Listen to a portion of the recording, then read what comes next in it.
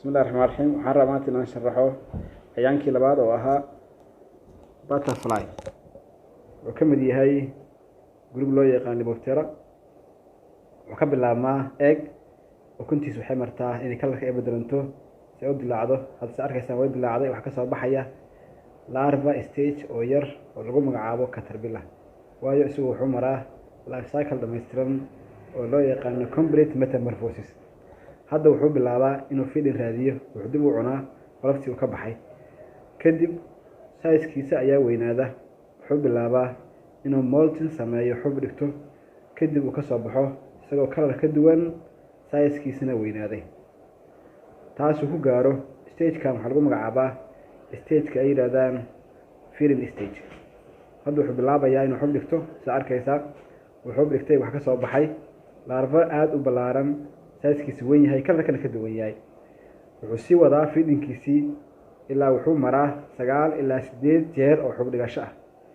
wuxuu gaaraa size aada u ballaaran, kalar ka duwan kii horena wuu yeeshaa. stage-kan waxay u yaqaanaan feeding stage. waa stage-ka aadka wax u cuno, waana stage-ka aadka u saameeyo beeraha. damage-ka ugu badan ee beeraha gaara isagaa sameeyay. hadda wuxuu raadsanayaa in uu dabada ku dhajisto meel xanjo uu ku sameeyey si uu u sameeyo stage-kii ahaa bubal stage ama stage-ka loo yaqaano buuleyda. si u gala darteed dabada meel ku dhajisanayaa, qoloftii hore uu iska saara, qolof kale cusub oo lagu magacaabo obtectate buba ayuu gari doonaa. si hadda arkaysaan wuxuu bilaabayaa inuu silka isku wareejiyo si uusan markuu xoogka galo u dhicin. kadib wuxuu ka dilaacayaa dusha sare, qoloftii way ka soo baxaysaa, qolofkii ka weyn kii hore ayuu soo qaadan doonaa oo ah bubal stage ama buuleydi ah. oo arkaysaan wuu ka baxay qaybtii koowaad, qaybtii labaad, qaybtii saddexaad, dhammaan waa ka wada baxay. wuxuu noqday markaa stage oo taagan, aan wax cunayn. wuxuu ahaan doonaa stage-kan in ka badan 13 maalin. wuxuu bilaabaa markii midabkiisa bedelo 13 maalin kadib waxaa ka soo baxaya adult insect oo dhammaystiran oo butterfly oo qurxoon ah.